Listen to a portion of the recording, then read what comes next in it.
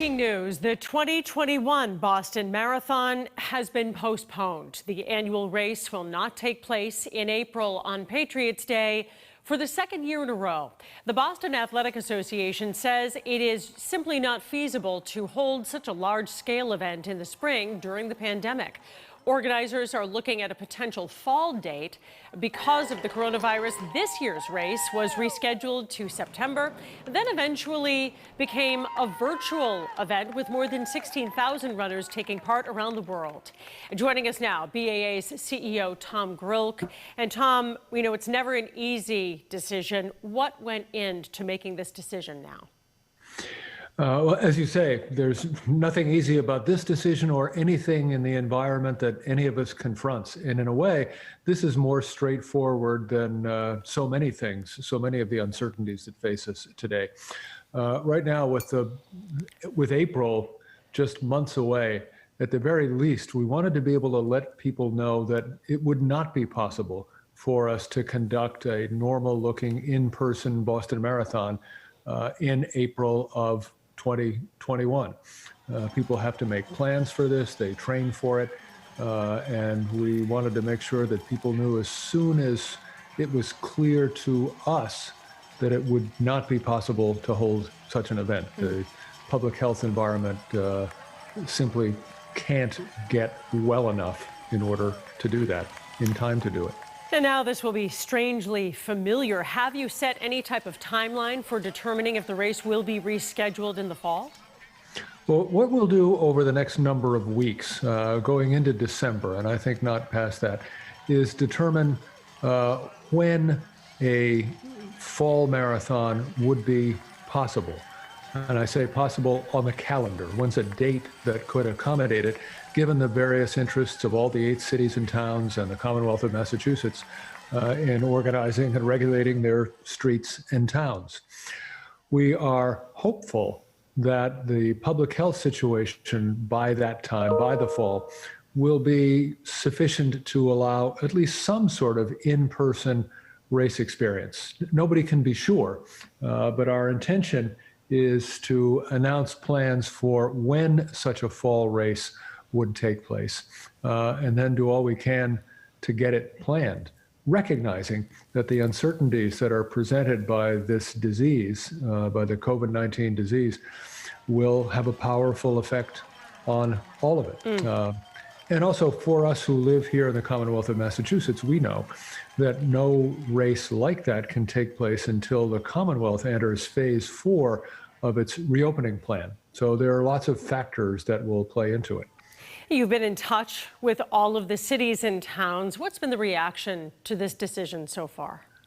They are in support of it uniformly, and glad to be able to bring at least this degree of certainty to an environment in which so much is uncertain.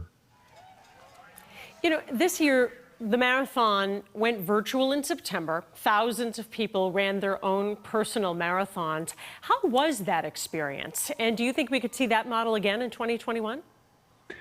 Well, two parts to it. How was the Boston Marathon virtual experience this year, and might we see a virtual component for 2021? First, looking back at the 2020 Boston Marathon virtual experience, it certainly wasn't the in-person experience that people have come to love and to enjoy in Boston.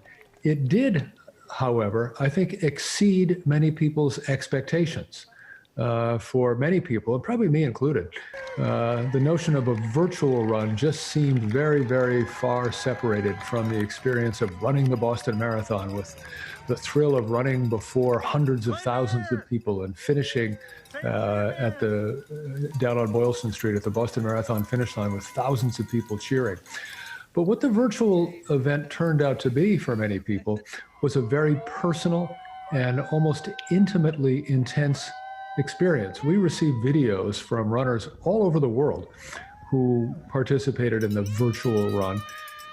And in many cases, those videos and their experiences were clever, they were innovative, they were funny, they were often very tender and heartwarming.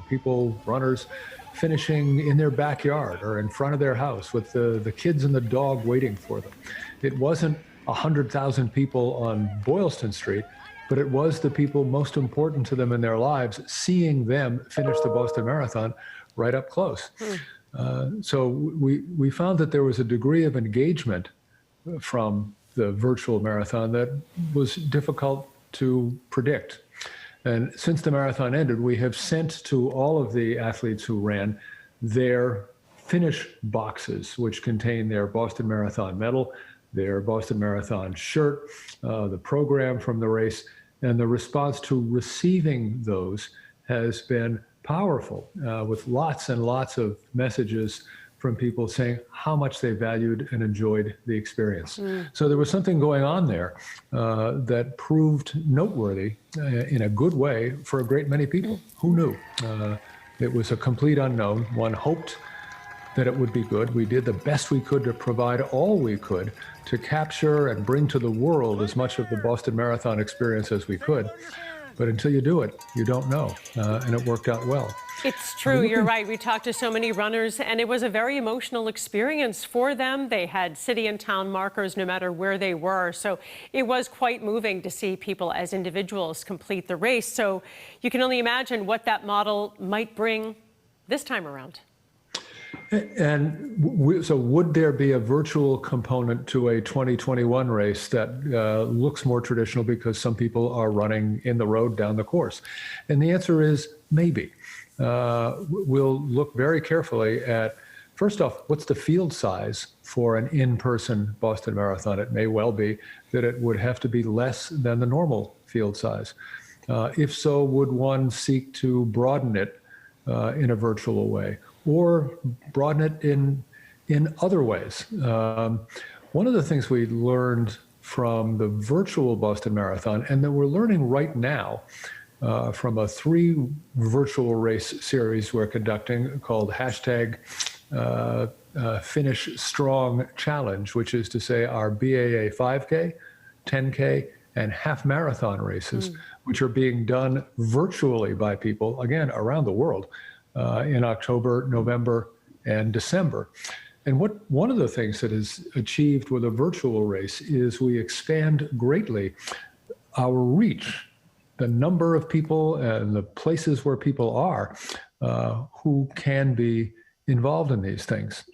Another interesting element of the virtual race model is that for many people, they want to get out and run with their friends, run with others, be in a competition, be out on the starting line, feel the pressure, feel the exertion and exhilaration of running and finishing. But there are a lot of other people who prefer a rather more private experience, who may not want to be with lots of other people, who may not want to have to worry about how they look and feel if they've never done a race before or they've never been in a big race before.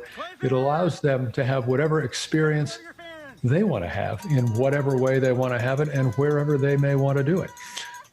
So we'll have that in mind as we consider the extent to which virtual choices might be available. Right now, all roads are open. It certainly does lead to a lot of possibilities, and perhaps the most apt analogy to this pandemic is a marathon.